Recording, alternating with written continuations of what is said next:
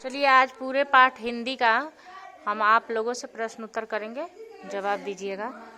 और पहला पाठ आपका क्या है और उसके रचयिता कौन है? पाठ का नाम बताइए। पाठ का ठीक है। इनका जन्म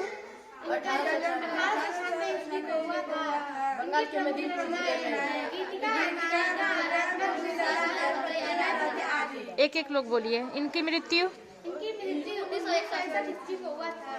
ठीक है, तो बताइए वीणा के साथ क्या इसमें है? वीणा स्वतंत्र के साथ अंध, विहग, ताल, बंधन, अमृत, जलद।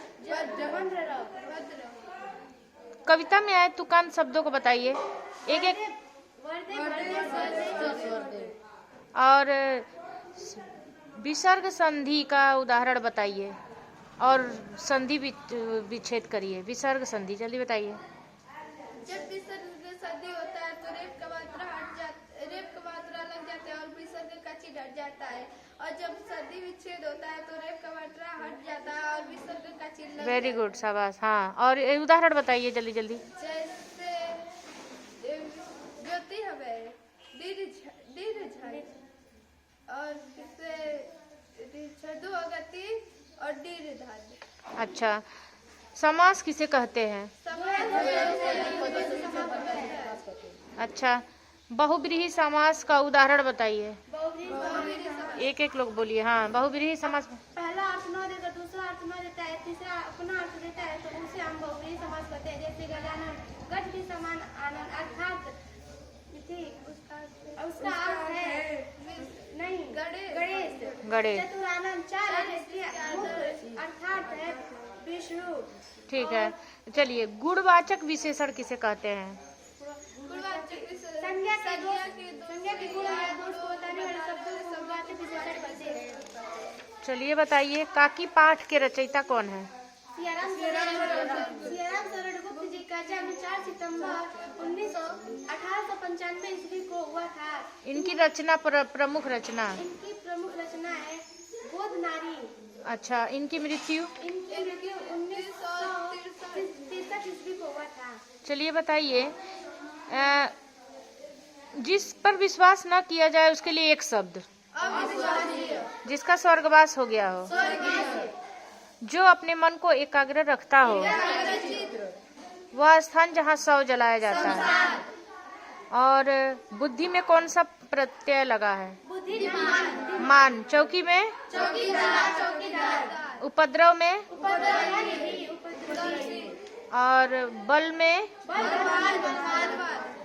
और उत्कंठा में, और ये रिक्त स्थान में भरिए जरा। अनलहक अहम ब्रह्मास्मि किसने कहा? मैं तुमको अभी जान से मार डालूंगा। अटक के पार जाओ, अल्पस है ही नहीं।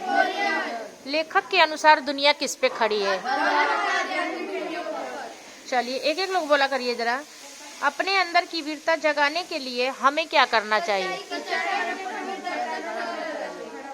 सच्चे वीर धीर पुरुष का क्या गुण होना चाहिए? और बताइए, आजाद का समानार्थी शब्द क्या हुआ? गुलाम, बादशाह, कैदी, फौज, और दरिया, कुदरत।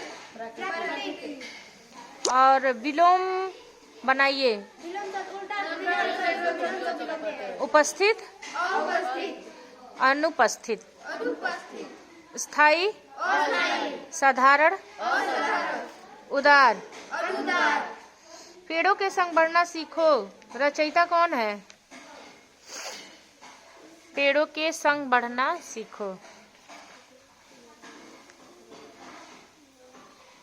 ईश्वर दयाल सक्सेना कौन है ये? अरे 4 पाठ का नाम क्या है? हाँ, यही बोलिए ना। जहाँ वर्णों की आवृत्ति बार बार होती है उससे काव्य की शोभा बढ़ती है, वहाँ कौन सा अलंकार होता है? अच्छा, कोई उदाहरण बताइएगा उसी कविता में से।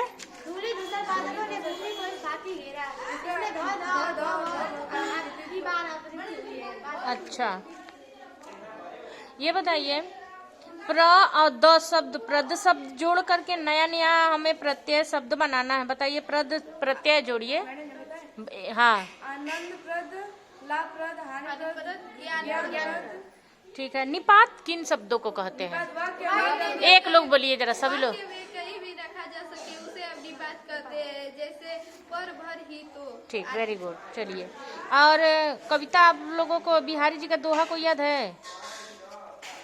बिहारी जी का दोहा? हाँ,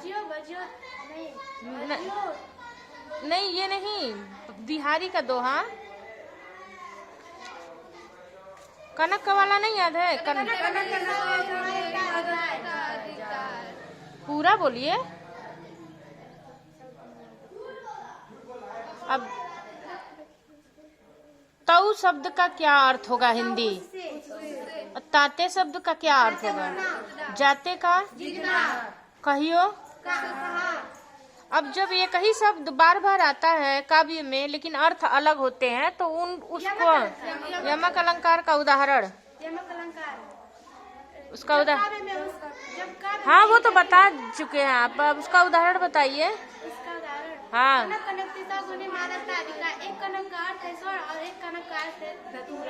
और भी उदाहरण?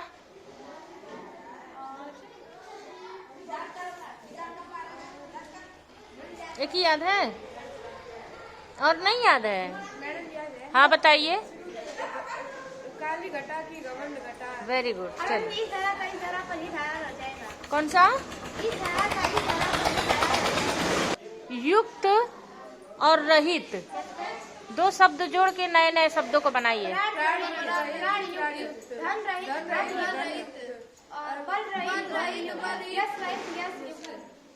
विपरीतार्थक शब्द किसे कहते हैं? विपरीत अर्थ देने वाले शब्द। अन्याय का? क्रूर?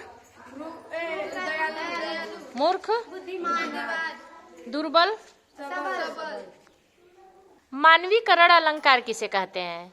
मानवीकरण अलंकार जिस किसी भी वस्तु को मानवीय व्यवहार में, प्रकृति की वस्तुओं को मानवीय व्यवहार में दिखाया जाता है, उसे यह मानवीकरण अलंकार कहते हैं। जैसे तेज बोलिए। आना जी। बादल को जैसे हम लोग किस तरह कह रहे हैं? जैसे कि कोई इंसान हो, आ जाना, है ना? मराठी कहाँ की भाषा है?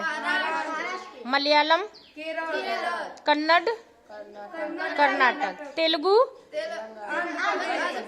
तमिल,